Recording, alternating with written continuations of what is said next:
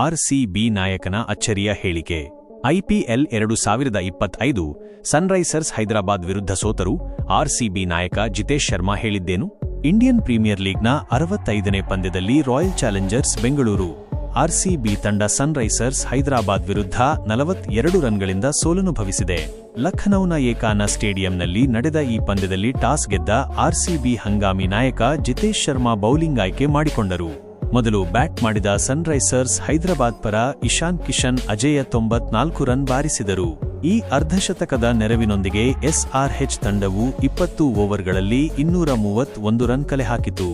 RCB batting ವೈಫಲ್ಯ. 232 ರನ್ಗಳ ಕಠಿಣ ಗುರಿ ಬೆನ್ನತ್ತಿದ ಆರ್ಸಿಬಿ ಪರ ವಿರಾಟ್ ಕೊಹ್ಲಿ 43 ರನ್ ಬಾರಿಸಿದರೆ ಫಿಲ್ ಸಾಲ್ಟ್ 62 ರನ್ ಸಿಡಿಸಿದರು. ಆದರೆ ಮಧ್ಯಮ ಕ್ರಮಾಂಕದ ಬ್ಯಾಟರ್ಗಳಿಂದ ನಿರೀಕ್ಷಿತ ಪ್ರದರ್ಶನ ಮೂಡಿಬಂದಿಲ್ಲ. ಪರಿಣಾಮ 19.5 ಓವರ್ಗಳಲ್ಲಿ 189 ರನ್ ಗಳಿಸಿ ಆರ್ಸಿಬಿ ತಂಡವು ಸರ್ವಪತನ ಕಂಡಿತು. ಸೋಲಿನ ಬಳಿಕ ಜಿತೇಶ್ ಶರ್ಮಾ ಹೇಳಿಕೆ. ಈ ಸೋಲಿನ ಬಳಿಕ ಮಾತನಾಡಿದ ಆರ್ಸಿಬಿ ತಂಡದ ನಾಯಕ ಜಿತೇಶ್ ಶರ್ಮಾ, ಈ ಪಂದ್ಯದಲ್ಲಿ ನಾವು 20ರಿಂದ 30 ಹೆಚ್ಚುವರಿ ರನ್ಗಳನ್ನು ನೀಡಿದ್ದು ನಮ್ಮ ಪಾಲಿಗೆ ದುಬಾರಿಯಾಯಿತು. ಇದೇ ಕಾರಣದಿಂದಾಗಿ ನಾವು ಸೋಲನುಭವಿಸಿದ್ದೇವೆ ಎಂದರು.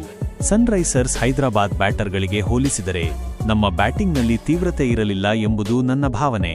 ಅದರಲ್ಲೂ ನಾನು ಔಟಾದ ರೀತಿಯು ನನ್ನಲ್ಲಿ ತುಂಬಾ ನಿರಾಸೆ ಮೂಡಿಸಿದೆ. ಇನ್ನು ಗಾಯಗೊಂಡ ಟಿಮ್ ಡೇವಿಡ್ ಕೂಡ ಬ್ಯಾಟಿಂಗ್ ಮಾಡುವ ಪರಿಸ್ಥಿತಿಯಲ್ಲಿರಲಿಲ್ಲ ಎಂದು ಅವರು ಹೇಳಿದರು. ಈ ಸೋಲು ಒಳ್ಳೆಯದೇ ಆಯ್ತು. ಒಂದರ್ಥದಲ್ಲಿ ನಾವು ಈ ಪಂದ್ಯವನ್ನು ಸೋತಿದ್ದು ಒಳ್ಳೆಯದೇ ಆಯ್ತು ಅಂತ ನನಗನ್ನಿಸುತ್ತೆ. ಏಕೆಂದರೆ ಚೇಸಿಂಗ್ ವಿಷಯದಲ್ಲಿ ಎಚ್ಚೆತ್ತುಕೊಳ್ಳಬೇಕಿದೆ. ಈ ತಪ್ಪುಗಳನ್ನು ತಿದ್ದಿ ಮುಂಬರುವ ಪಂದ್ಯಗಳಲ್ಲಿ ಉತ್ತಮ ರೀತಿಯಲ್ಲಿ ಪುಟಿದೇಳುತ್ತೇವೆ ಎಂಬ ವಿಶ್ವಾಸವಿದೆ ಎಂದು ಜಿತೇಶ್ ಶರ್ಮಾ ಹೇಳಿದ್ದಾರೆ. ಹೀಗಾಗಿ ಸನ್ರೈಸರ್ಸ್ ಹೈದರಾಬಾದ್ ವಿರುದ್ಧದ ಸೋಲು ನಮ್ಮ ಪಾಲಿಗೆ ಒಳ್ಳೆಯದೇ. ಪ್ಲೇ ಆಫ್ ಪಂದ್ಯಗಳಿಗೂ ಮುನ್ನ ಇದು ಎಚ್ಚರಿಕೆಯ ಕರೆಗಂಟೆ.